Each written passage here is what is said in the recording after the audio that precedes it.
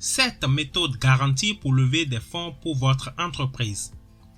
Chers abonnés, vous êtes sur le point d'apprendre 7 options intéressantes et très efficaces que vous pouvez commencer à explorer dès aujourd'hui. La levée de capitaux est probablement le plus gros obstacle auquel de nombreux entrepreneurs sont confrontés pour démarrer ou développer une entreprise. En conséquence, la collecte de fonds ou la capacité de collecter des fonds pour une entreprise est une compétence de suivi très importante pour les entrepreneurs. Le cash étant l'oxygène de tout business. Sans compétence en collecte ou levée de fonds, même les idées les plus brillantes et les plus innovantes mourront d'une mort subite. Avant de vous donner ces 7 méthodes, je vous invite, si vous ne l'avez pas encore fait, à vous abonner et activer la petite cloche de notification pour ne manquer aucune de nos vidéos prochaines. Restez aussi jusqu'à la fin de cette vidéo pour avoir une connaissance de ces 7 méthodes. Africa is Wealth, c'est la chaîne qui change des vies. La première méthode, c'est commencer avec ce que vous avez. À vos débuts, il est presque impossible de trouver quelqu'un qui croit en votre idée si ce n'est vous-même. C'est pourquoi vous devez démontrer que vous y croyez en commençant par ce que vous avez et faire les premiers sacrifices. Ça peut être que vous êtes obligé d'utiliser votre véhicule personnel pour effectuer certaines tâches liées à votre business.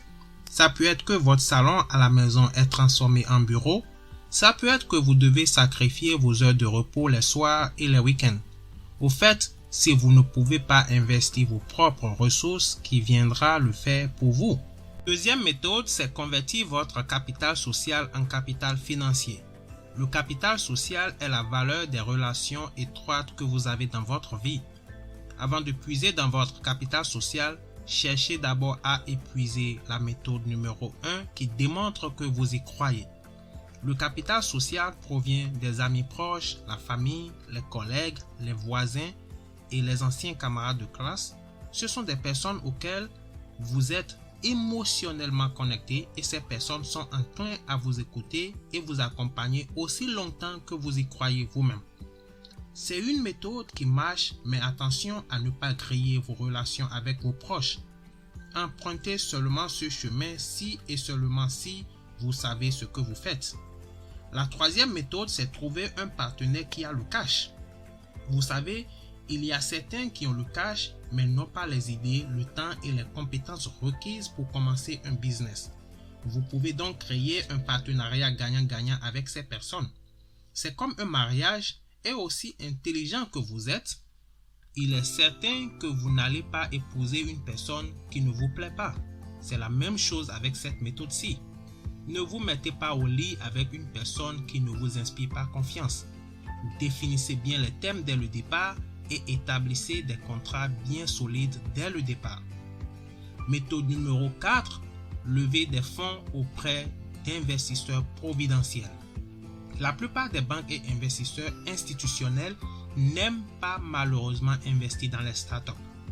Bien, c'est le constat jusqu'à nos jours, mais les investisseurs providentiels le feront. Ce sont des personnes ou groupes qui investissent leurs fonds propres dans les entreprises naissantes. Souvent, ce sont des personnes qui ont été à votre place et qui ont fait fortune et qui maintenant cherchent des opportunités pour investir en contrepartie des retours sur investissement élevés. Cela veut dire que l'investisseur providentiel demandera sûrement des parts de votre business. La question est si vous êtes prêt à donner une portion de votre entreprise naissante à quelqu'un pour en retour avoir les fonds nécessaires pour continuer et grandir. Soit vous aurez une portion du gâteau que vous préparez, soit vous n'aurez rien du tout. C'est à vous de voir. Moi, personnellement, je préfère avoir une portion que de ne rien avoir du tout. Méthode numéro 5, c'est utiliser vos actifs ou biens. Par actifs ou biens, je veux dire terrain, maison, bijoux de valeur, véhicules, etc. Cela peut s'avérer difficile de prendre une décision pareille, mais ça marche.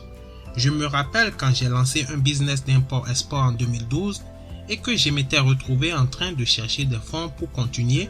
C'était mon véhicule personnel et une de mes parcelles vides qui ont été placées en garantie auprès d'une institution financière de la place et qui m'avait permis d'avoir l'argent nécessaire à mes activités. Le plus important ici, c'est bien comprendre les risques avant de garantir quoi que ce soit. Méthode numéro 6, obtenez un financement anticipés auprès de vos clients. Voici une méthode créative pour commencer et développer une entreprise avec zéro capital. Voici comment ça marche. Si vous avez des clients qui ont urgemment besoin de vos produits ou services, vous pouvez utiliser cette méthode en leur demandant de payer à l'avance. Par exemple, si vous produisez des poissons chats de bonne qualité et que les clients sont désespérés de les avoir, vous pouvez demander qu'ils vous payent à l'avance, soit une partie ou la totalité. Cet argent sera alors utilisé pour développer votre business. Un autre exemple est si vous êtes entrepreneur d'un programme d'abonnement, l'argent ainsi généré peut financer le développement de votre entreprise. Imaginez que vous collectez 100 € chez 1000 clients. Vous avez ainsi 100 000 €. La 7e méthode efficace pour lever des fonds pour votre business, c'est le financement participatif. C'est une autre méthode géniale pour lever des fonds.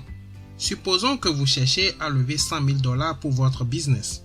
Le principe du financement participatif vous permet de demander à, par exemple, 100 personnes ordinaires d'investir 1000 $ chacune dans votre business.